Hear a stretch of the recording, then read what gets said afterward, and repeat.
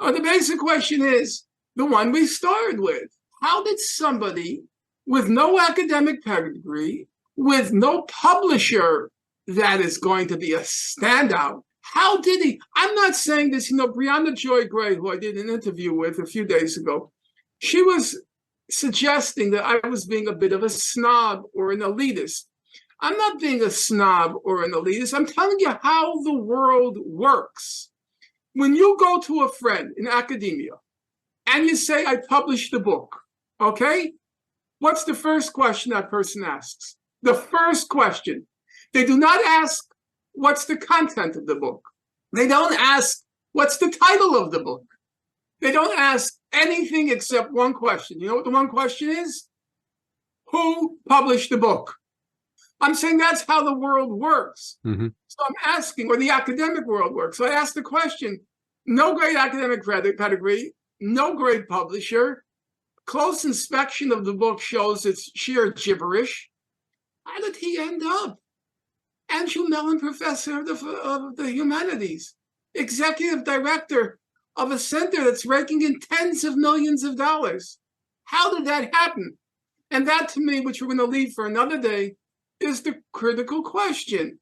It's not about Ibram X Kendi, who is a nullity -1. It's not about Ibram X Kendi. It's about the woke culture that created him. That, to me, is the only relevant question, the only substantive question. The woke culture that created from a nullity -1 this veritable cult figure in the United States, be it not just CBS, but all the way from CBS, where he's a paid consultant, all the way from CBS to Democracy Now!, where he's the authority on racism. How did that happen? I didn't realize that he was on Democracy Now! But go to Democracy Now! And do a search. I'll take a look. I know there's been I know that Amy Goodman has very much fallen off over time, but let's just touch briefly. I don't think we're going to get to the court case, but the book, How to Be an Anti-Racist. So this, I believe, came out after Stand From the Beginning. And I think this book, it's like a much more kind of personal Kendi, and you see some of these arguments like in very sharp relief. There are no arguments in the book. No, I have. I care too much about the life of the mind to credit what he has. You know what that book was? You see, you have to know the inside of how our culture works. Mm-hmm. When you have a bestseller in the United States, immediately the publishers start to say it's called to piggyback. Piggyback means if by some miracle you got a bestseller, they immediately want to get a second book out there. Mm-hmm. Because you're going to make money.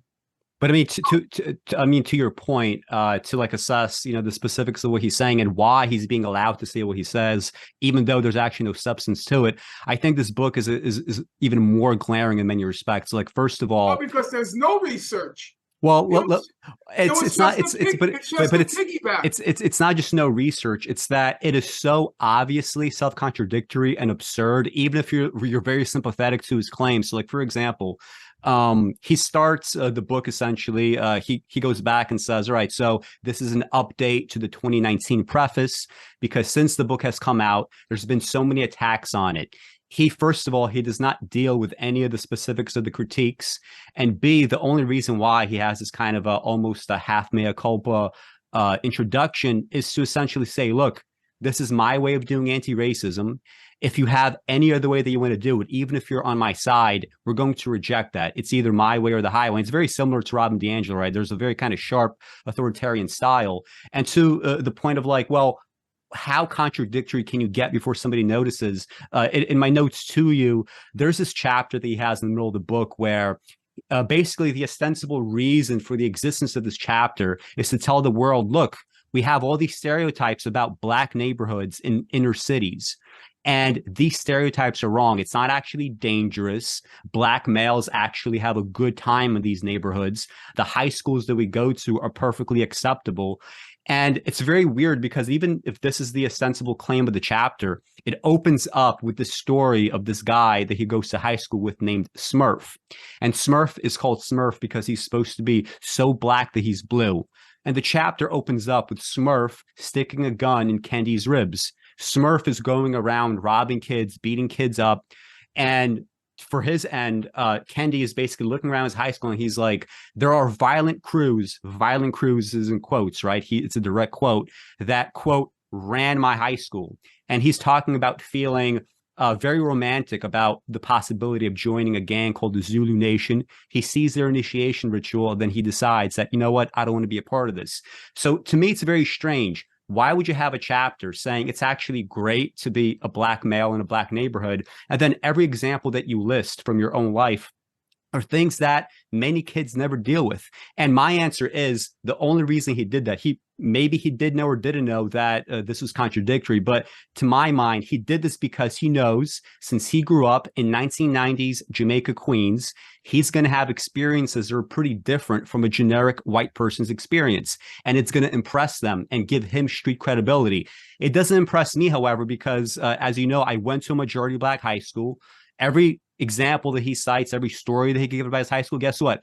I could give as many stories, if not more, than the stories that he gives. So it's not impressive to me. And I could tell, just knowing how these things sort of play out, that he's just trying to, it's a book written obviously for white people, sheltered white people that don't know any better. That's why he could get away with these examples, because they would be so amazed by some of the individual stories that he won't even stop to assess, well, these arguments make zero sense whatsoever. What is even the point of writing this? Because, and this is another thing, I mean, you talked about this before, but it's like, if we start from the idea that structural racism exists, that slavery has consequences that are going to be reverberating to today, shouldn't we have actual like material examples of this happening? To me, being a black male in the black neighborhood is a prime example of this.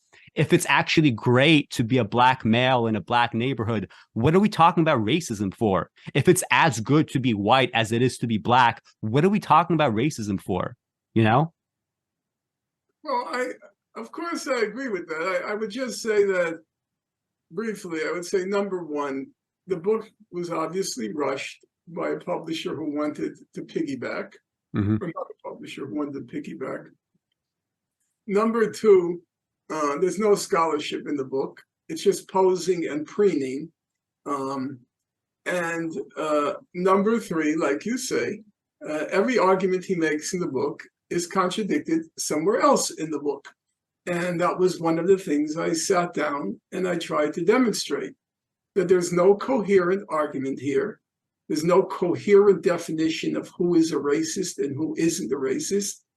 People who like W.E.B. Du Bois, who he describes Du Bois's brilliant study, The Philadelphia Negro. He said it's thoroughgoing anti-racist, but then when you read the book, it seems to be racist in every sense that Kendi claims is racist. By his definition, by Kendi's definition, the whole book, Philadelphia Negro, sociological study, was by Kendi's definition racist. So nothing makes any sense. It's completely incoherent.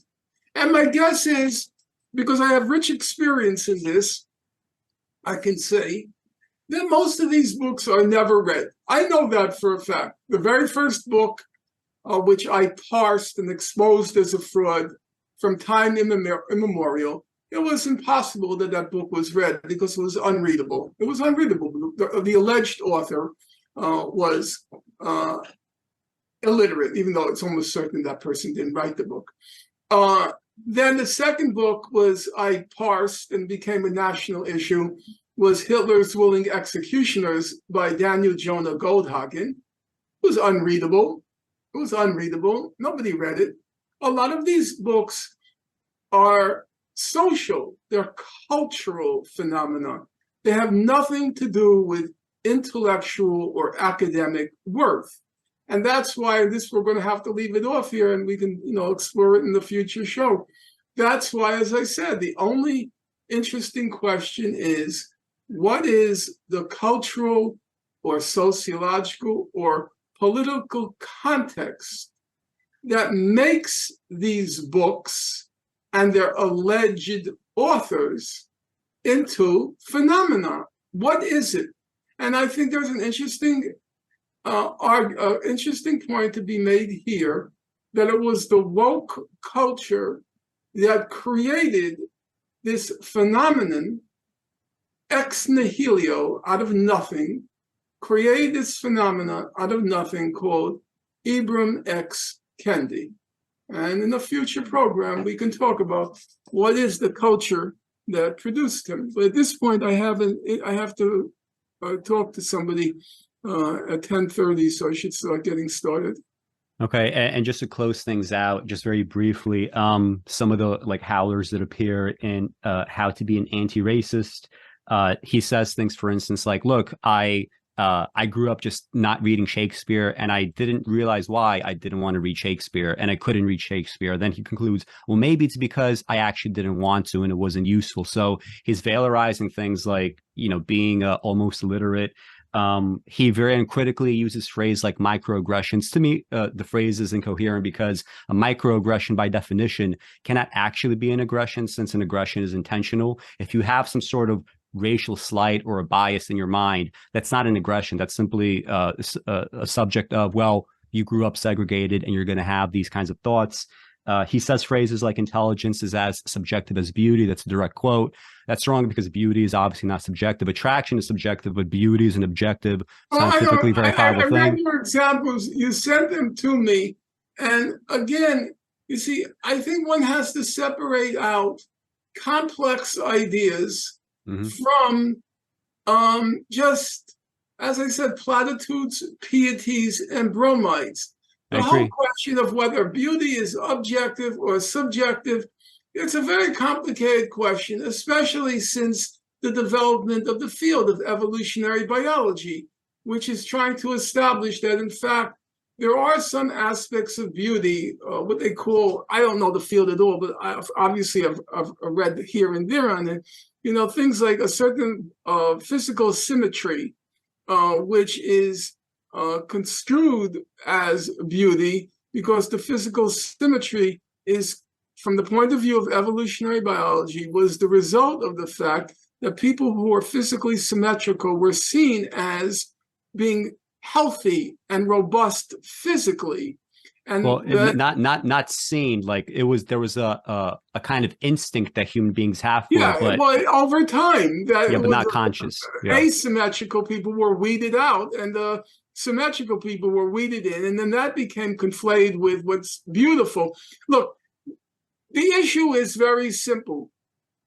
As with intelligence, as with beauty, as with weighing factors and trying to establish the greatness or not so greatness of a particular historical figure, these are complex intellectual concepts that have been the subject of a huge body of scholarly, serious literature, but none of it, not a jot, not a scratch, not an iota, can be found in anything that Ibram X Kendi ever wrote or ever even was capable, had the capacity to conceive. He's a moron. He's an imbecile. And we have to have the courage as a person on the left to say, well, you know what? A broken clock is right twice a day. What the right wing has been saying about Ibram X Kendi is true. He's a charlatan, he's a grifter, and he's a hustler.